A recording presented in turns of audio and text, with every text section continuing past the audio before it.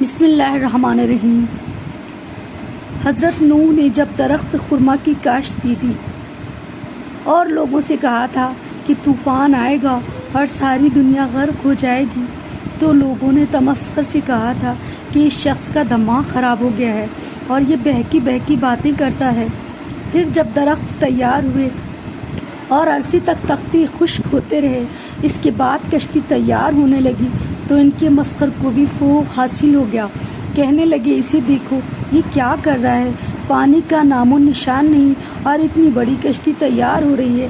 حضرت نوح نے ان سے کہتے تھے، مذاق نہ کرو اور ایمان لاؤ، ورنہ اپنے اس تمرد سرکشی کا مزہ چکھ لو گے۔ طوفان آئے گا اور سب کے سب ڈوب جاؤ گے۔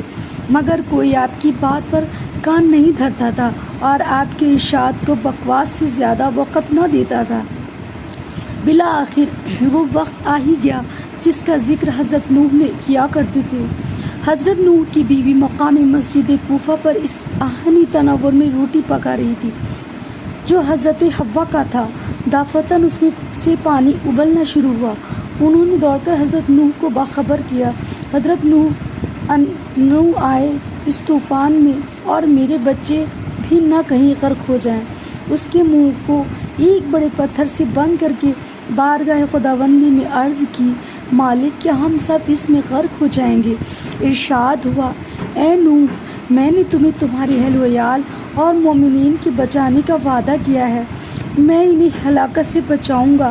اب تم فوراً سب کو لے کر کشتی میں سوار ہو جاؤ اور اپنے ہمراہ جملہ مخلوقات کے ایک ایک جوڑے لے لو۔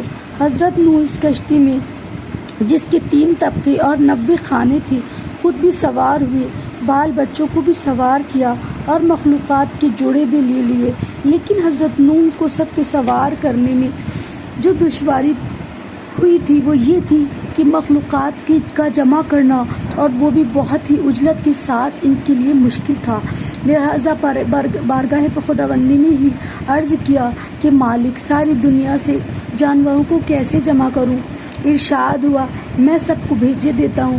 چنانچہ وہ ساری مخلوق جس کا کشتی میں سوار کرنا مقصود تھا، ایک ہوا کے جھونکے سے حضرت نوح تک پہنچ گئی اور انہوں نے سب کو سوار کر لیا۔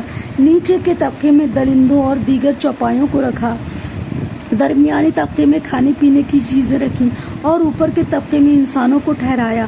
ایک روایت میں ہے کہ دوسرے ہی طبقے میں پرندے بھی تھے۔ جانوروں میں چونکہ چونٹی سب سے چھوٹی تھی، اس کے کچل جانے کا اندیشہ تھا، لہٰذا اس کو بالائی طبقے میں رکھا۔ ایک روایت میں ہے کہ داراج کو بھی پہلے ہی طبقے میں رکھا گیا تھا کہ داراج محب اہل بیت ہوتا ہے۔ ایک روایت میں ہے کہ تمام جانوروں کو ہدایت کر دی گئی کہ ایک دوسرے کو ستائے نہیں، لہٰذا شیر، بکری سب ایک ساتھ پرامن طریقے پر ٹھہر گئے۔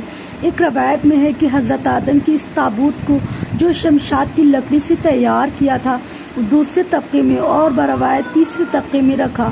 اس کے بعد سب کو ہدایت کر دی کہ کوئی کشتی پر جوڑا نہ کھائے۔ ایک روایت میں ہے کہ اس وقت زمین پر بلی اور سور موجود نہ تھے، اس لیے روانگی کے وقت وہ کشتی میں نہ تھے۔ ایک روایت میں ہے کہ کشتی میں جب جانور داخل کیے جانے لگے تو سب سے پہلے دراج داخل کشتی ہوا اور سب سے آخر میں گدھا سوار ہوا۔ مورخین کا بیان ہے کہ جب گدھا سوار ہونے لگا تو شیطان اس کی دم سے چمٹ گیا اور اسے اپنی طرف کھینچنے لگا۔ گدھے کی 2 پاؤں کشتی کے اندر اور 2 پاؤں باہر تھے، وہ دروازے میں اڑ رہا تھا۔ تو حضرت نوح نے فرمایا کہ اے شیطان، جلد داخل ہو۔ چنانچہ وہ داخل ہو گیا اور اسی کے ساتھ شیطان بھی اندر چلا گیا۔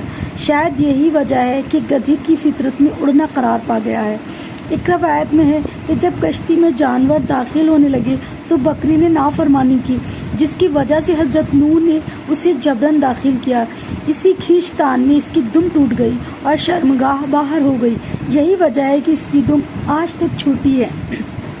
ایک روایت میں ہے کہ جب سب داخل ہو گئے تو حضرت نوح نے کشتی کے اندرونی نظام کا جائزہ لینے کے لیے دورہ کیا تھا تو دیکھا کہ ایک کونے میں شیطان بھی بیٹھا ہے۔ آپ نے فرمایا کہ اے ملعون، تو کیسے داخل کشتی ہو گیا؟ اس نے کہا کہ آپ نے مجھے خود دعوت دی ہے۔ حضرت نوح نے فرمایا کہ میں نے تجھے نہیں بلایا؟ اس نے کہا کہ جب میں گدھے کی دم پکڑے ہوئے تھا اس وقت آپ نے فرمایا کہ شیطان داخل ہو، اس لیے میں داخل ہو گیا۔ حکم خداوندی پہنچا کہ اے نوح اسے تعرض نہ کرو اور اسے بھی رہنے دو۔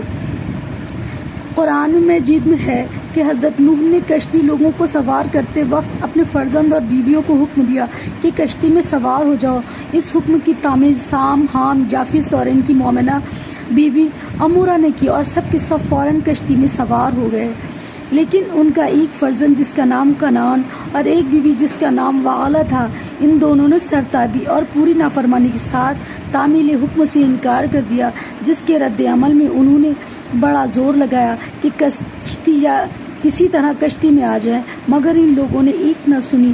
جب حضرت نوح نے اپنے بیٹے کنعان سے بااصرار سوار ہونے کو کہا تو اس نے جواب دیا کہ میں نہ سوار ہوں گا، اور میری آپ فکر نہ کریں، یہ بڑے بڑے پہاڑ کھڑے ہیں، میں ان کے ذریعے سے اپنے کو بچا لوں گا۔ امام جعفر صادق فرماتے ہیں کہ کنعان نے جس پہاڑ پر بھروسہ کیا تھا وہ کوہ نجف تھا، جو اس وقت سب سے بلند پہاڑ تھا۔ فرزند نوح کے حوالے دینے سے خدا نے اسے ریگ نرب بنا کر شام کی طرف اڑا دیا، پھر اس جگہ دریا بہنے لگا جس کا نام نئے رکھا گیا، پھر وہ دریا خشک ہو گیا۔ خشک ہونے کو عربی میں جف کہتے ہیں۔ بالآخر کثرت استعمال سے نجف بن گیا۔ اللہم صلی علی محمد وآل محمد۔ اگر آپ کو میری ویڈیو اچھی لگی ہے تو اس کو لائک، شیئر اینڈ سبسکرائب ضرور کریں۔